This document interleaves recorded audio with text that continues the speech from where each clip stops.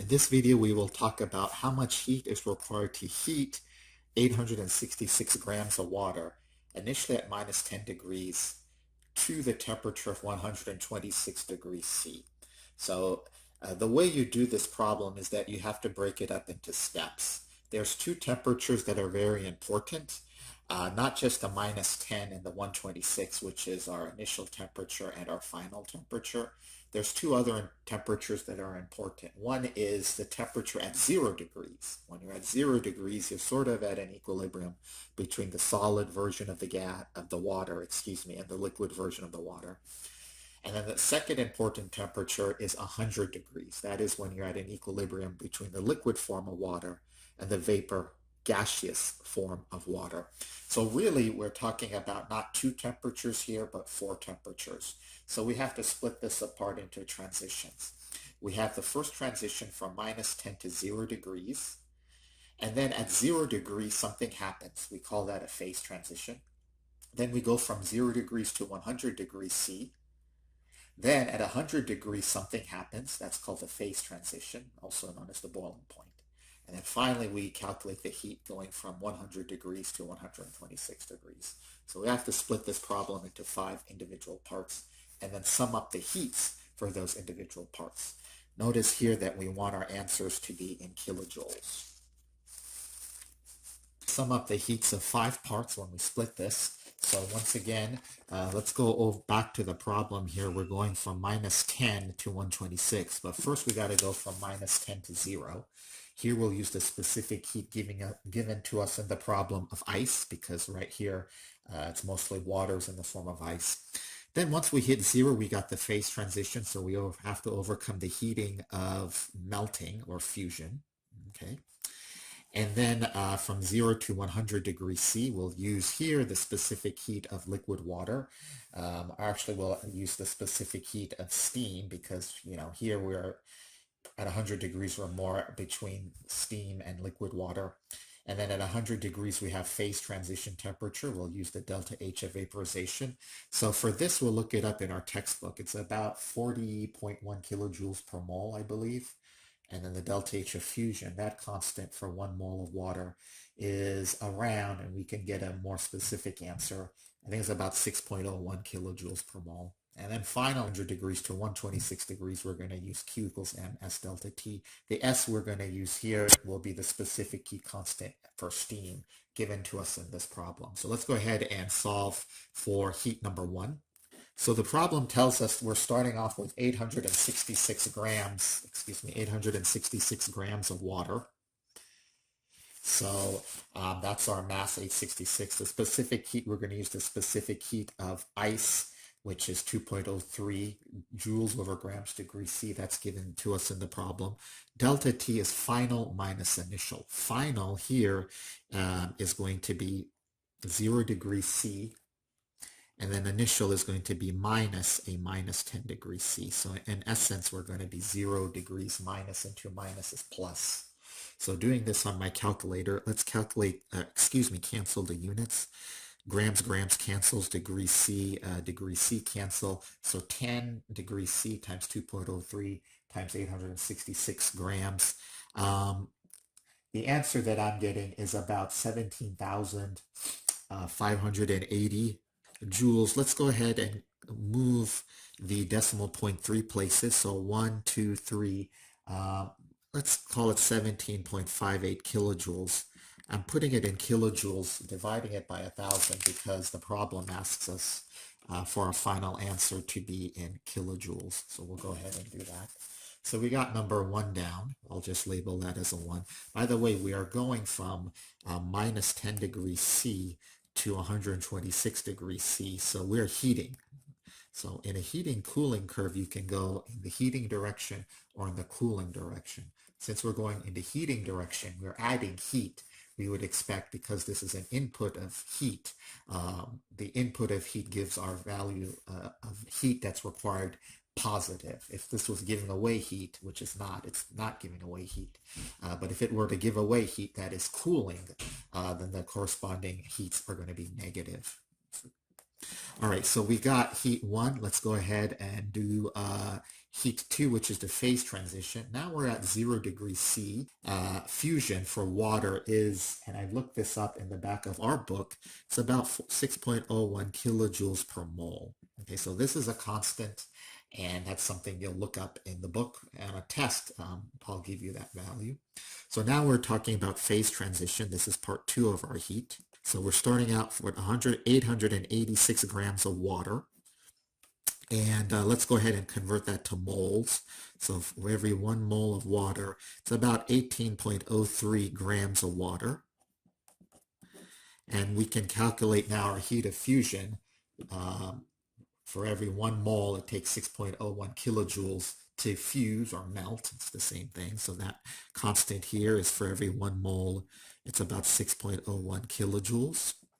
So the grams of water cancels. Moles of water cancels out with the moles of water. Remember, this is a constant. And on my calculator, 6.01 times 866 divided by 18.03 gives me about, and this is rough now, about 289 kilojoules. So there's a lot of energy required to break apart water at 0 degrees, get rid of all that ice so that it's all 100% liquid. All right, so now we're at 0 degrees. We've completed that process. We've given up, we've inputted this much heat. And now we want to go to step 3. 0 to 100 degrees C is our next phase.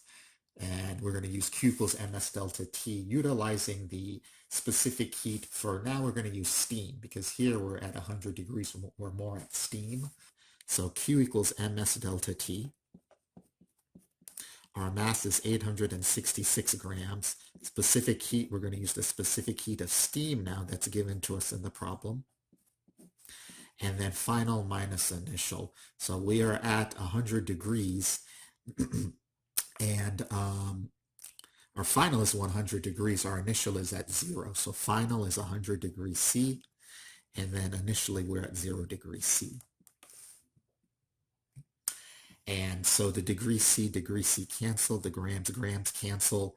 And this answer that I'm getting is about 172,334 joules. Okay, let's just convert it to kilojoules by removing this 3 places to the left, 1, 2, 3. So this would be 172 kilojoules. All right, we've got 2 more to go. All right, so we got the heat to go from 0 to 100. Now we're at 100. We got to do our phase transition now. And here we need to know the amount of energy required to vaporize 1 mole of water. And this in the book, looking that up, it's about 40.79 kilojoules per mole. Okay, so 1 mole of water requires about 40.79 kilojoules to vaporize.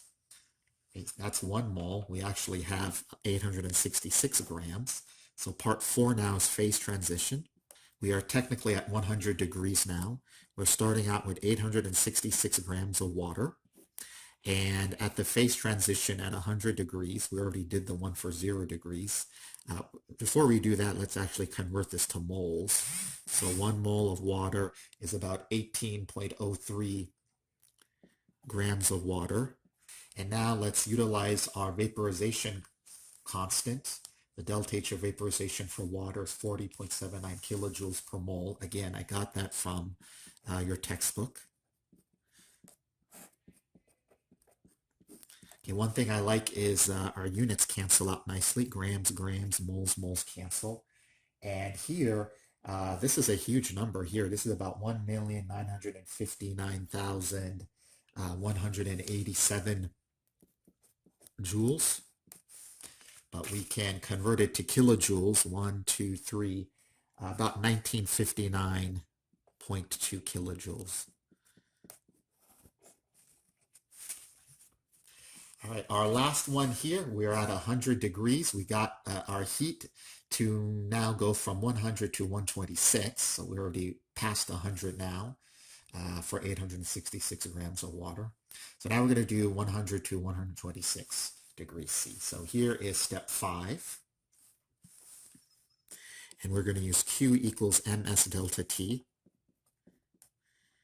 All right, our mass is 866 grams of water.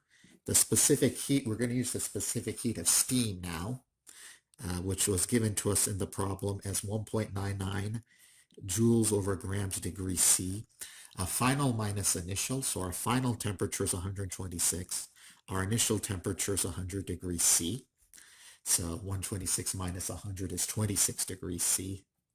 The degree C cancel, grams cancel.